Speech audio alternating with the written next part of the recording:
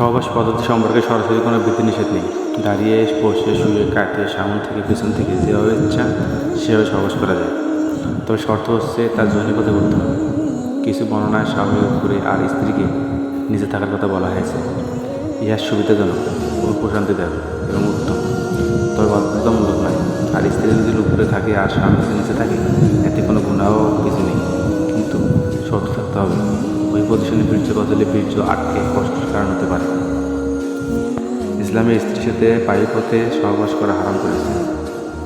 হাদিসে আছে, যে ব্যক্তি মলদ্বারে সঙ্গম করে আল্লাহ তার দিকে দয়ার দৃষ্টিতে তাকান না।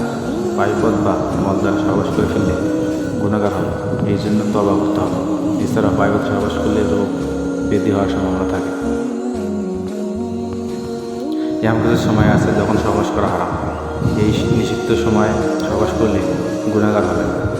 ইসলামে এই সময়গুলো নিজেদেরকে সহবাস করা থেকে বিরত রাখার কথা